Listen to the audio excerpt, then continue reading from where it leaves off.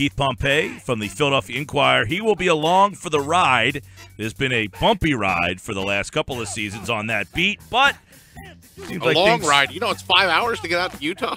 5-hour flight. We were talking about Korkmaz earlier. Well, he had an 11-hour flight, first of all, from Istanbul to Philly, and then he had another 5 hours once he got on the next flight. I would anticipate he was dragging a little last night, but Bill should see the Sixers finish up the Utah portion of the Summer League tonight. Keith Pompey from the Inquirer is with them. He's seen both games live and in person. Keith, welcome back to the show, pal. How are you?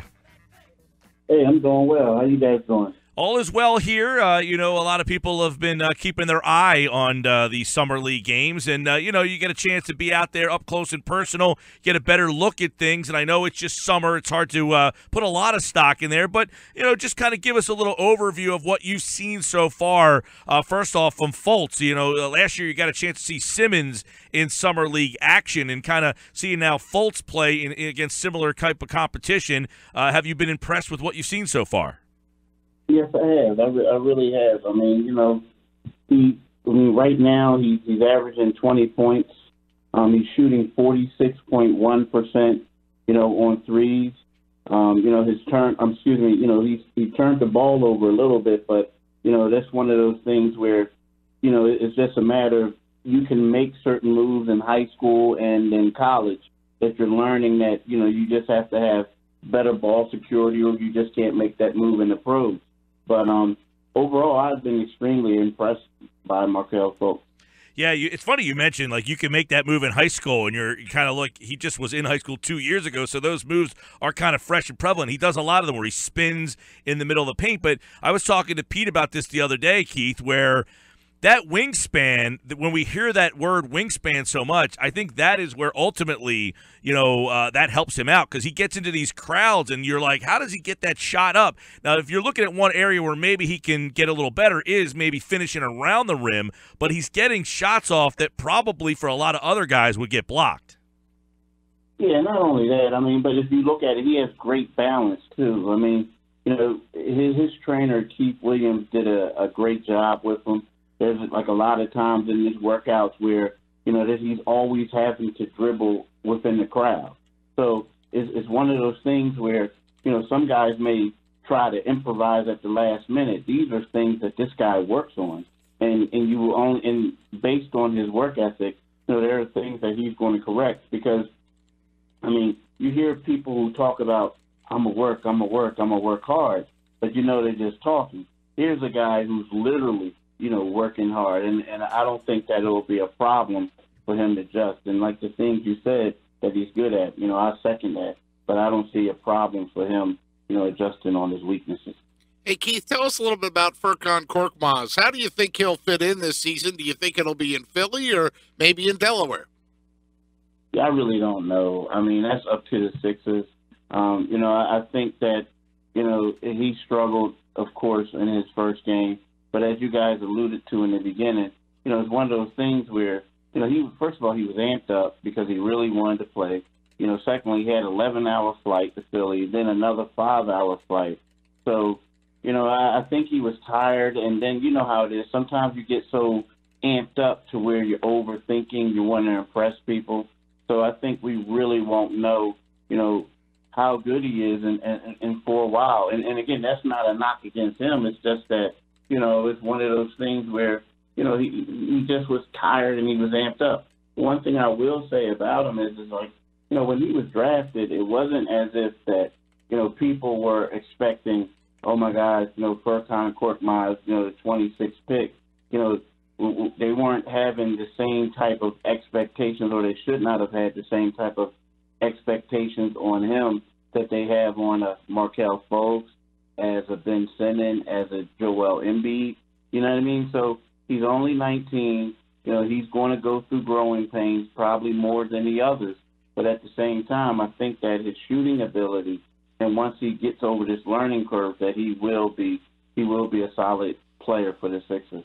How about Timothy Luwawu-Cabarrot? It looks like he's pressing a little bit, Keith, but is he pressing maybe because he wants to have a bigger role this season? And is there a bigger role for him to be had? Because it's a pretty crowded two-guard position with Redick, Bayless, Stauskas, Fultz. There's a lot of names that he's competing with for playing time. Well, the thing about Timothy, like, he's versatile. I mean, he doesn't look like, when you see him, you don't think he's as big as he actually is. I mean, he's 6'6". You know, he tells me he's 6'7". You know what I mean? He's listed 6'6". So, you know, it's one of those things where he's still young. I mean, we got to realize he's another young guy on the team. And I think that, you know, maybe, you know, I can't really say that he's pressing a lot because of that. You know, only he can answer that, you know, truthfully. But, you know, the thing is, I just think that, you know, he makes shots, and sometimes he makes them, sometimes he doesn't. And, you know, but earlier in the day, the shots that he was missing at shoot-around and during the practices, you know, he was draining them. But I think that he'll be fine. It's just that, you know, he's just another young guy, you know, on the team just trying to battle. Keith Pompey is with the Sixers out in Utah from the Philadelphia Inquirer. And, Keith, as Pete alluded to there, that is a crowded position. I mean, with Redick on board, you got Bayless, who, you know, is a pretty good three-point shooter in his own right. They anticipate, I guess, using Fultz and Simmons in the backcourt together. Is there enough minutes for a guy like Stauskas to be sticking around? I mean, is there going to be an odd man out from this bunch of guys that we've seen for the last couple of years? You know what? I think it's going to be a healthy competition in the preseason. And I think that a lot of these guys who, you know, you're talking about are first-round picks, you know, veterans, and it's going to be one of those things where it's just going to be a healthy competition. It's up for them to determine. You know, it's going to be one of those things where, you know, it's time for certain people to step up and prove. Now, I do think that Nick Stauskas has, you know, improved over the course of last season. And I think that his confidence is great. You know what I mean? You know, he gained weight. He bulked up in the off season. But like you said, it's going to be a crowded backcourt. But I think ultimately it's up to those guys to determine it. Now, one thing else, though, I also think that having J.J. Redick on the team will also help these young guys out because they'll see what exactly it takes for you to be in this league for a long time. They'll see the work that you have to put in order for you to be regarded as the league's best three-point shooter over the last 4 years. So, you know, again, you know, where everyone's saying, you know, how crowded it is, and it is, but at the same time, I think it's going to be a healthy competition, you know, in the preseason. Keith, how about a guy like Jonah Bolden? Is he impressed enough to maybe create a roster spot for him? You know, I'm not 100% sure about that, but he hasn't been impressive. You know, I think that, you know, the thing that really impresses me about Jonah Bolden is that his shot really hasn't been falling. And you say, well, what's impressive about that? The thing that impresses me is, you know, when his shot isn't falling, he can still contribute on the defensive end, you know, and that's what he's been doing. It's like, okay, I missed this shot, but I'm blocking shots. You know what I mean? I'm grabbing rebounds. I'm running the floor well. So he's the type of guy that you know, even if his shot isn't falling, he's still going to contribute to the team. Yeah, he's an Energizer bunny out there, man. He's all over the place. He's been pretty impressive, as you said, on the defensive end of the floor. But you don't realize, you know, he's 6'10", and he's got some ability to shoot. And Keith, you know, a lot of these guys you'll probably never see, never hear from a whole heck of a lot. But you look moving forward for this crew that they've now put together. Do you think that they are done making moves? Do you think this is the roster pretty much? It seems that they're pretty filled. Do you think that Bryan Colangelo's done? I mean, I think he's done for right now, but I don't think you're, to be honest with you, I don't think you're ever totally done. I think what happens is, you know, you give yourself roster flexibility. You know, you give yourself a little bit of room under the cap. And, you know, you always try to see how you're going to improve this team. You know, it may not be, you know, moves right now this week, but, you know, the type of guy that Bryan is, you know, he's going to always try to improve the team. So there could be some trades before the season. There could be some trades during the season. You know what I mean? So it's not one of those things where, you know, he may be done bringing in a top-notch free agent or you know, a free agent, but at the same time, I don't think they're going to be done willing and dealing, you know, for the rest of the year. Now, Keith, today everything was official. You know, today's the moratorium's over. during the night of free agency, it was interesting because Adrian Wojnarowski had said, look, the one-year deals were great because they have their sights set on big game hunting next year. Was that an eyebrow raise? And if you hear big game hunting, does that mean the top of the heap? Are they targeting some of the biggest name free agents maybe next year?